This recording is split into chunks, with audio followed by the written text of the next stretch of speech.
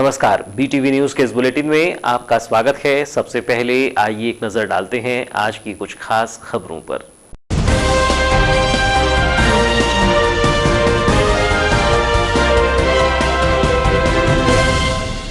अब नगर की जनता से नगरपालिका वसूलेगी 125 रुपये। कचरा प्रबंधन को लेकर नगरपालिका वसूलेगी जनता से राशि। मुख्य नगरपालिका अधिकारी ने जारी किए हैं आदेश। कचरा उठाने के एवज में नगरपालिका वसूलेगी 125 रुपये प्रति माह। गीला कचरा, सूखा कचरा पृथक कर न देने और इधर उधर कचरा फेंकने वालों से भी वसूला जाएगा जुर्माना। प्रेमी जोड़ा पहुंचा एसपी कार्यालय, सौंपा ज्ञापन। वारासिवनी पुलिस के बर्ताव पर आक्रोश किया प्रकट। थाना प्रभारी पर कार्यवाही करने की मांग को लेकर सौंपा ज्ञापन। 1 जनवरी को वारासिवनी थाने में जमकर हुआ था हंगामा। जिला चिकित्सालय में रेबीज इंजेक्शन के न होने का मामला, मानव अधिकार आयोग ने लिया मामले को संज्ञान में। प्रशासन से मानव अधिकार आयोग ने किया तलब।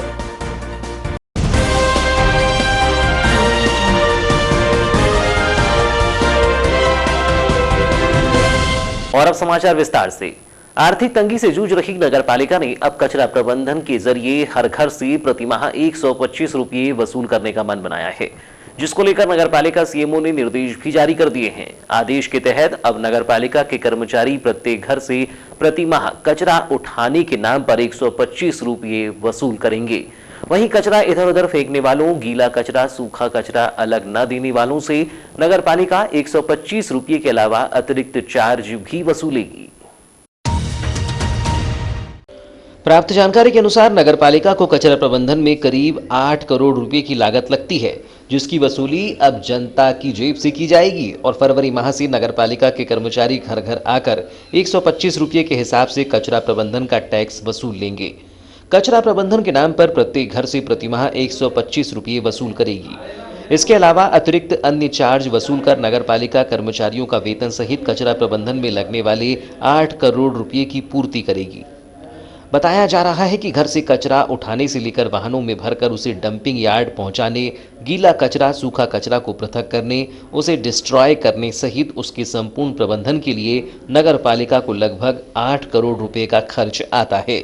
इस खर्च को मैनेज करने के लिए नगरपालिका ने हर घर से 125 रुपये प्रति माह के हिसाब से चार्ज वसूलने का फरमान जारी किया है। जानकारी के अनुसार घर घर जाकर कचरा उठाने के लिए 125 रुपये प्रति माह के साथ साथ जो कचरा नहीं देगा उससे 100 रुपये अतिरिक्त चार्ज वसूला जाएगा।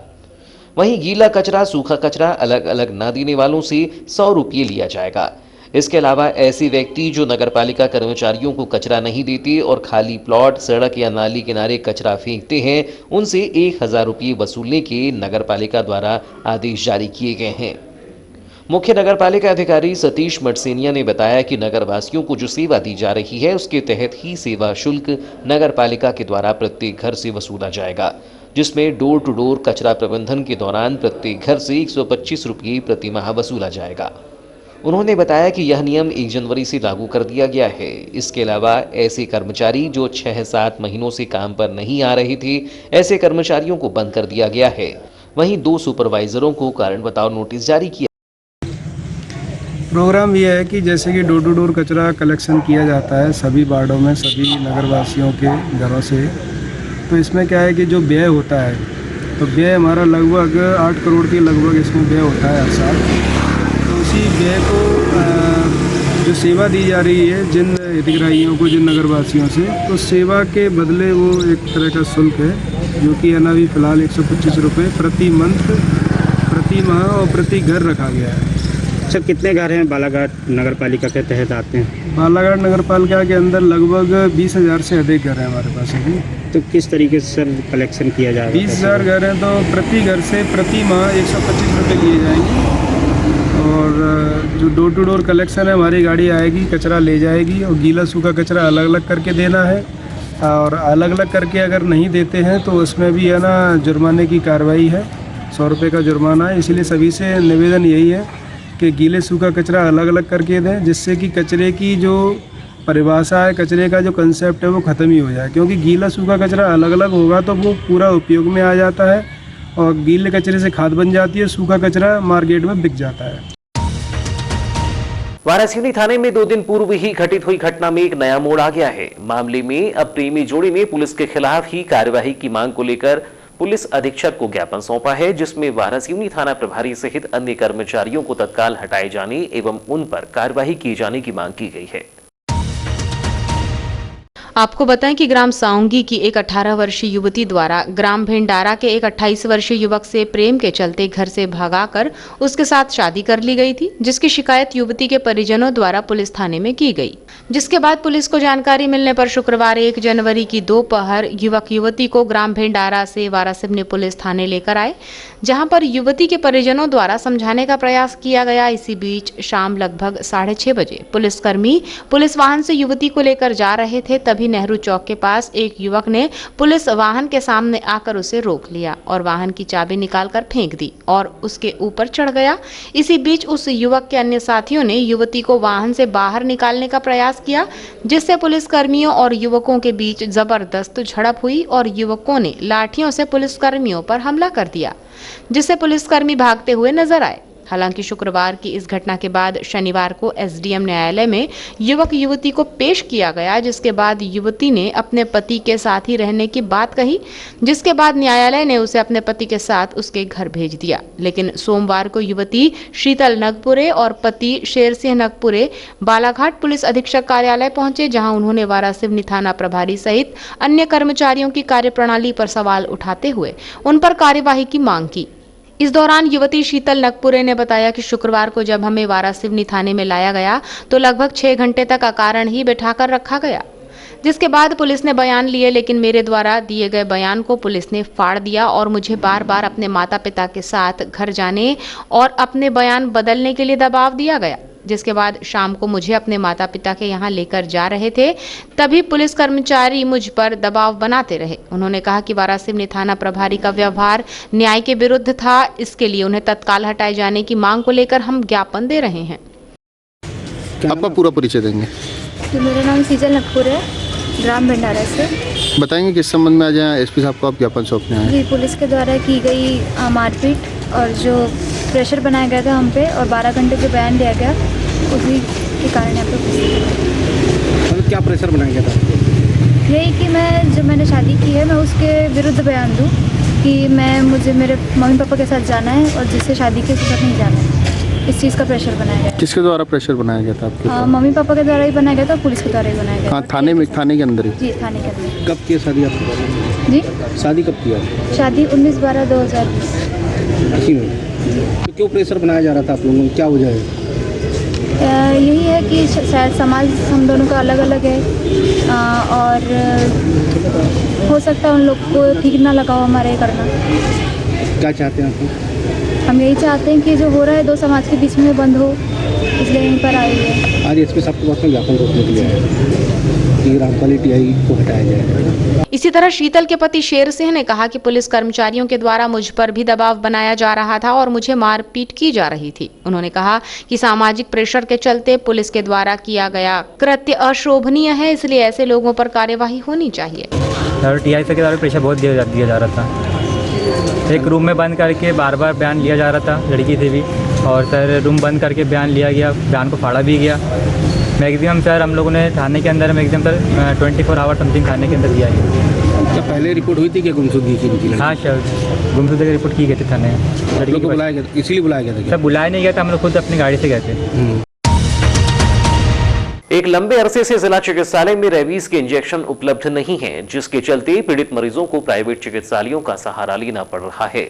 जिला चिकित्सालय में लंबे अरसे से रेबीज के इंजेक्शन उपलब्ध न होने के मामले को अब मानव अधिकार आयोग ने भी संज्ञान में लिया है और शासन से प्रतिवेदन मांगा है।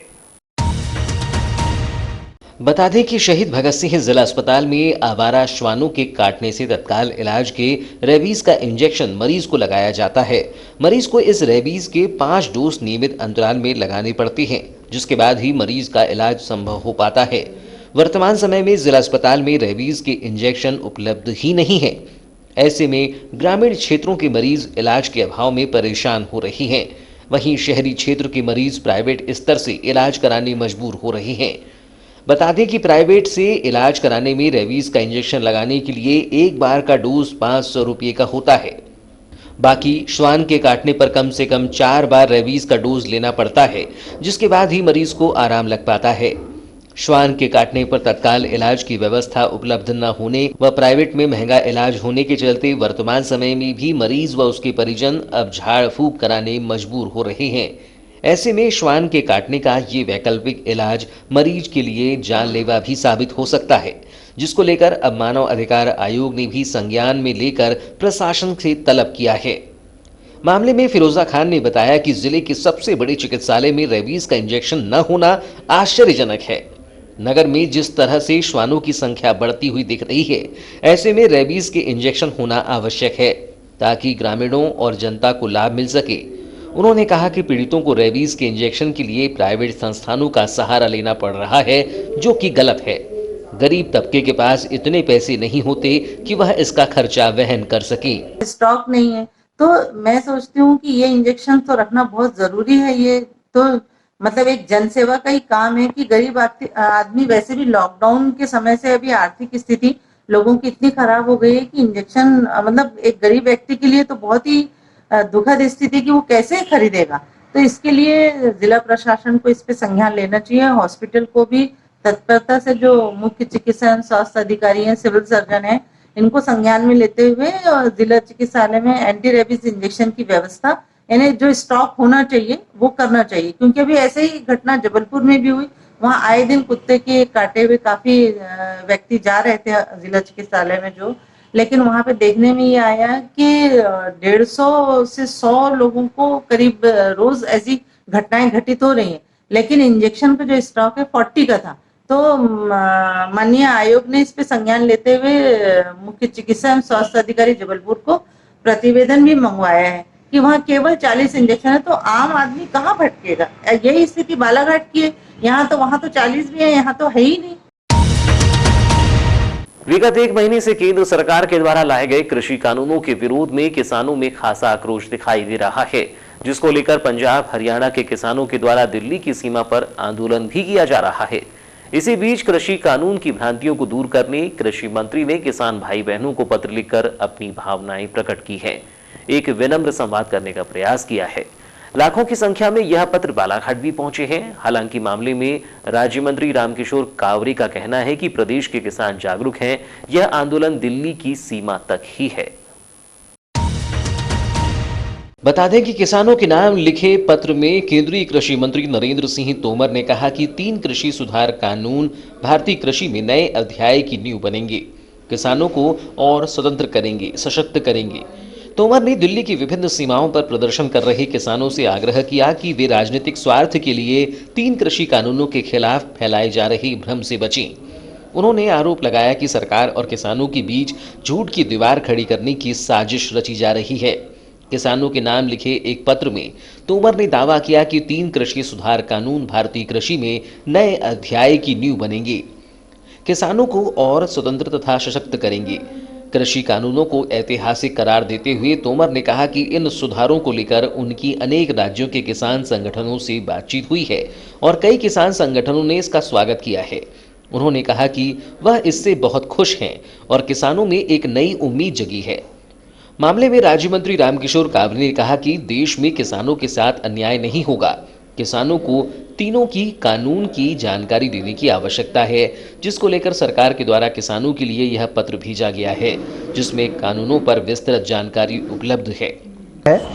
वो दिल्ली तक सीमित है ना। पंजाब हरियाणा आपको मध्य प्रदेश में कहीं दिखा? कोई किसान सामने दिखा?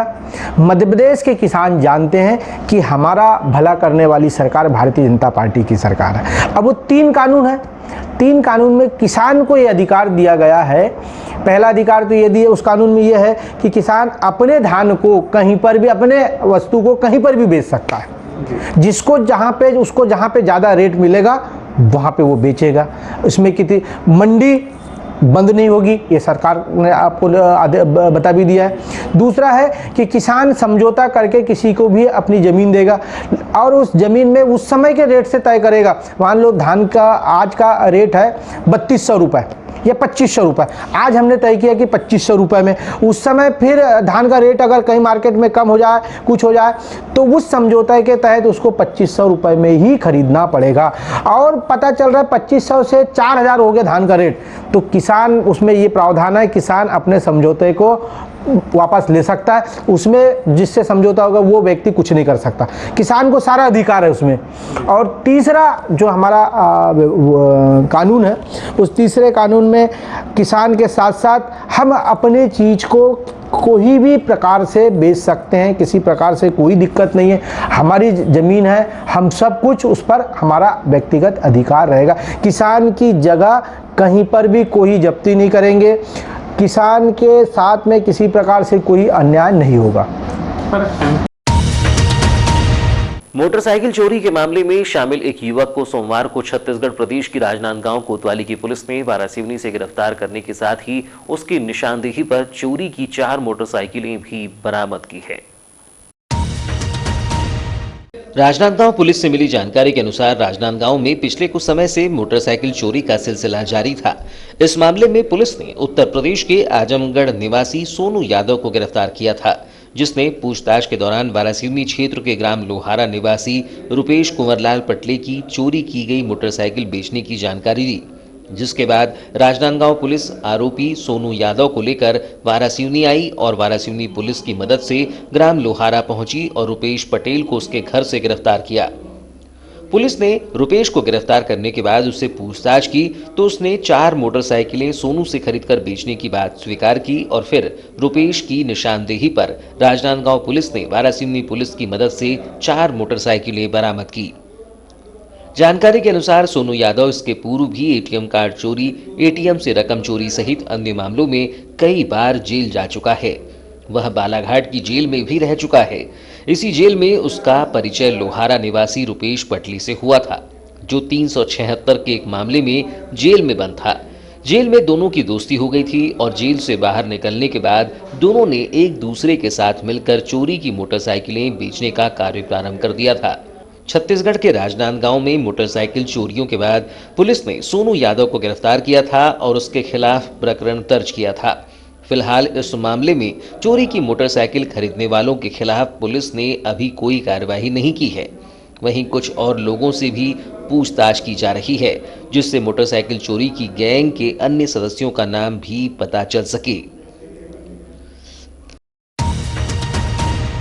वारासिवनी नगर के स्थानीय कांजी हाउस से वर्मा मोहल्ला होकर खंडवा मार्ग कबीर घाट तक के डामरीकृत सड़क मार्ग के निर्माण को लेकर वार्ड नंबर 10 और 11 के वार्डवासियों ने नगर पालिका परिषद वारासिवनी व नगर पालिका प्रशासक व एसडीएम के नाम वार्ड के लगभग 500 निवासियों का हस्ताक्षर युक्त ज्ञापन सौंपते हुए चुनाव पूर्व सड़क निर्माण नहीं होने पर नगर पालिका चुनाव का बहिष्कार करने की चेतावनी दी है। वार्डवासी राजकुमार गुड्डा वर्मा, अजय हेड़ाऊ, हरीश गुप्ता, अधिवक्ता सलीम परवेज खान ने बताया कि कांजी हाउस से लेकर चंदन नदी तक डामरीकृत सड़क 28 वर्ष पूर्व तत्कालीन नगरपालिका प्रशासक व सीएमओ द्वारा बनवाई गई थी, जिसके बाद से इस सड़क का अब तक जीर्णोद्धार नहीं किया गया है, जिस वजह से इस डामरीकृत सड़क के पूरी तरह से धुर्रे उड़ गए हैं, जिस पर वाहनों से तो क्या पैदल चलना भी मुश्किलों भरा हो गया है। वारासिवनी नगर पालिका परिषद के प्रथम अध्यक्ष व स्वाधीनता संग्राम सेनानी कस्तूरचंद वर्मा के नाम से जानी जाने वाली यह सड़क बेहद ही महत्वपूर्ण सड़क है। इस मार्ग पर मूर्तिकारों का निवास होने के चलते धार्मिक पर्वों पर देवी देवताओं की प्रतिमाओं का परिवहन इसी मार्ग से किया जाता है। वहीं इस मार्ग पर चंदन नदी होने से मूर्तियों को विसर्जन करने के लिए भी इसी मार्ग से लाया जाता है। वहीं कोष्टी समाज के महत्वपूर्ण पर्व कजलिया पर कजलियों का विसर्जन भी रैली निकालकर इसी नदी में किया जाता है। पदों पर बैठे जिम्मेदार जनप्रतिनिधियों व अधिकारियों को सड़क की जर्जर सूरत हाल दिखाई नहीं देती हैं।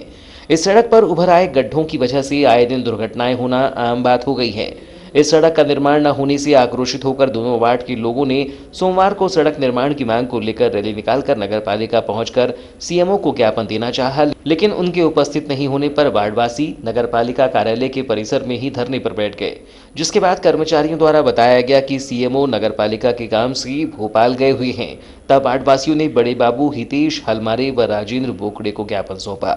उसके बाद सभी वार्डवासी नारेबाजी करते हुए पैदल नगरपालिका से तहसील कार्यालय पहुंचे, जहां पर एसडीएम संदीप सिंह के बाहर आने के कारण तहसीलदार राजेंद्र टेकाम को डामरीकृत सड़क निर्माण के लिए ज्ञापन सौंपा गया।